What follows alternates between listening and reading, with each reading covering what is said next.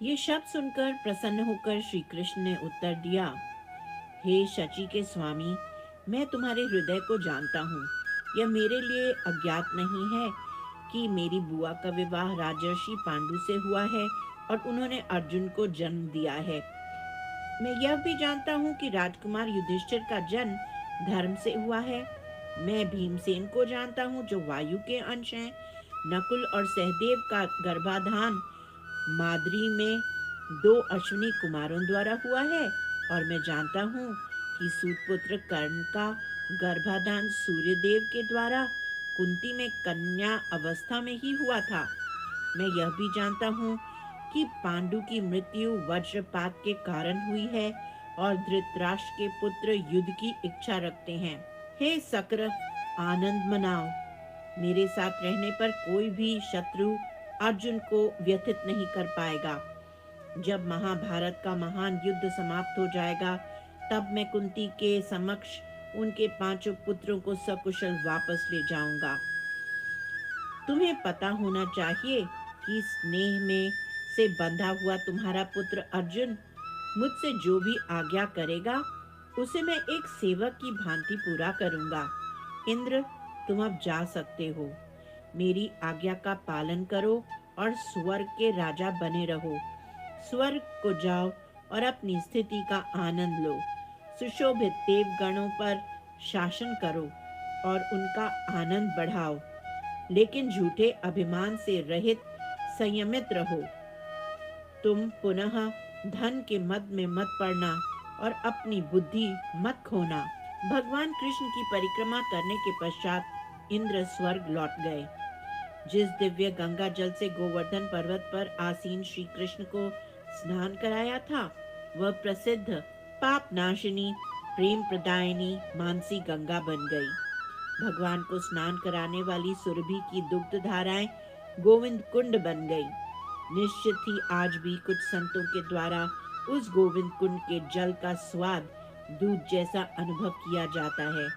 जो वहां स्नान करता है, वह कृष्ण के चरण कमलों को प्राप्त करता है। जब श्री कृष्ण का राज्याभिषेक संपूर्ण हुआ, तब गोवर्धन पर्वत आनंद अतिरेक से पिघलने लगे।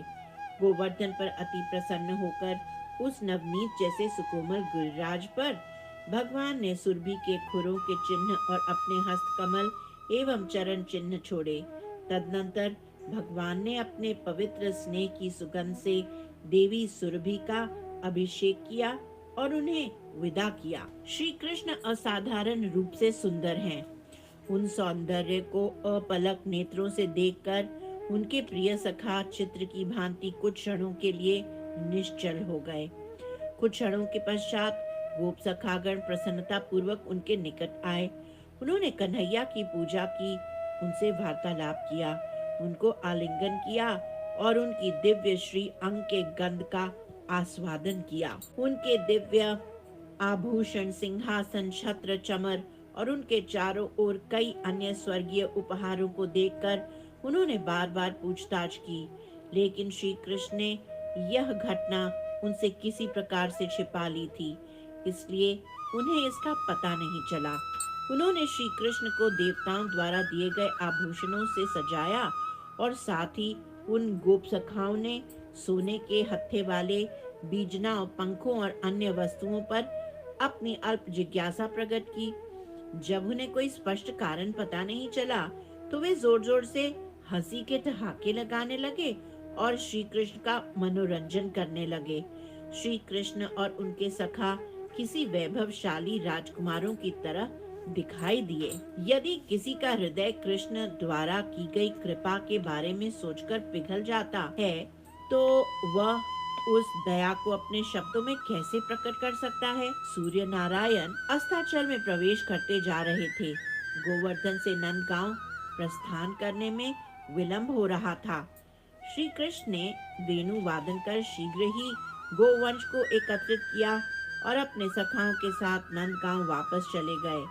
सखाओं ने श्री कृष्ण की सेवा करते हुए उनका छत्र पकड़ा, चमर ढुलाए और मधुर गीतों को गाया।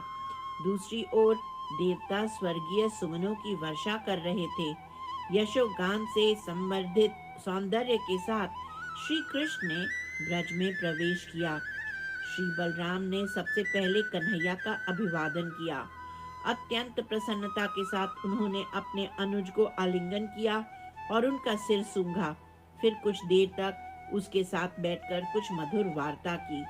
श्री कृष्ण की सहमति से उन्होंने स्वर्ग से लाए गए सभी आभूषण एवं भेंट सामग्री ले ली, ताकि वयोवृद्ध बड़े गोपों को वह ऐश्वर्य न दिखे। तत्पश्चात वे नंद महल में प्रवेश कर गए। उस दिन नंद बाबा ने सेवकों को गाय का दूध दूहने को कहा, क्योंकि वे श्री कृष्ण और श्री बलराम के साथ बैठकर इस दुर्लभ घटना के बारे में सुनना चाहते थे। अचानक श्री दाम आदि अंतरंग सखा आ पहुंचे। श्री कृष्ण को अनुमति से वे सखा सभी को संतुष्ट करते हुए छत्र और चंवर के साथ नंद बाबा और उनके सहयोगी गोपों की पूजा करने लगे। तब नंद बाबा ने स्पष्ट रूप से कहा, कृपया हमें उस घटना के बारे में बताएं।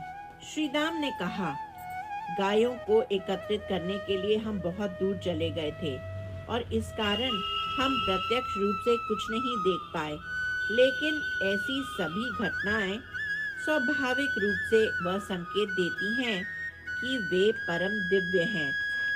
श्री कृष्ण बहुत संकोची होने के कारण एक शब्द भी नहीं बोले।